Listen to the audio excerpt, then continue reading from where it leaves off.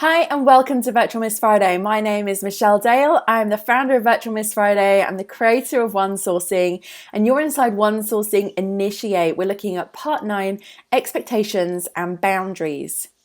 Now, the key point I want you to take away from this video is that OneSourcing comes with a pledge, which is essentially a set of guidelines for the one sourcer and client to both agree to follow for a mutually beneficial, harmonious, and productive working relationship, thereby eliminating most of the issues that arise working remotely. Now, this is what I share on my pledge. OneSourcing is a business model that's based on mutual respect in order to promote and sustain a productive and harmonious working environment where all parties are treated with respect and dignity. Both you and Virtual Miss Friday are expected to abide by these values and standards of interpersonal behavior, communication, and professionalism. So I give this to all my clients, and I ensure that they agree with all the items inside the pledge. And if they don't, then we can discuss them further. So what does this mean for providers? Well, the most important part of developing any relationship online is mutual understanding, care, and respect. I've seen this lacking in spades over the years, which is another reason to switch to a role-based model, because generally people will value people more than they will value a task.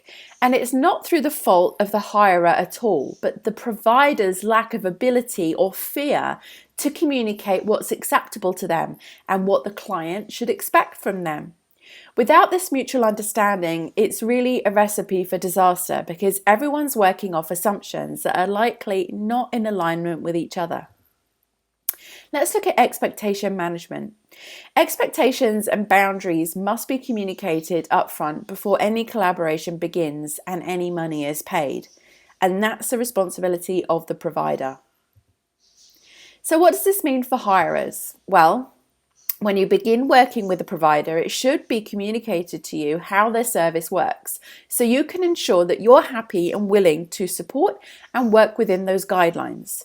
So most importantly, you should understand when you start working with your virtual assistant, when invoices are to be issued and paid, availability of your provider, how you communicate with your provider, how the provider expects to be treated and how they will treat you, how mistakes or other human errors are going to be handled, and how your data is handled.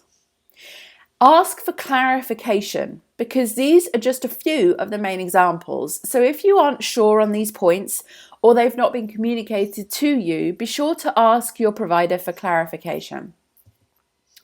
OneSourcing Training. So let's take a look at what you'll learn inside OneSourcing.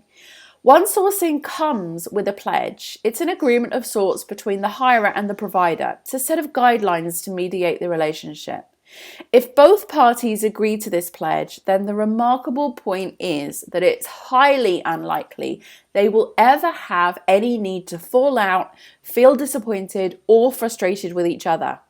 It's important that when the hirer or provider breaks a guideline in this pledge, it can be highlighted, fixed, clarified, and then things continue to progress. And for me, this was a total game changer in my world of work. It ironed out all the kinks in the relationship management between the client and myself, and we were able to move forward with ease, knowing exactly we were on the same page. So let's take a look at the checklist of issues we've tackled. We've done so many so far, but in this particular one, we tackled the issues of expectation management, care, and respect. So thank you very much for listening. The full training is at www.onesourcing.com, and I look forward to seeing you in the next video.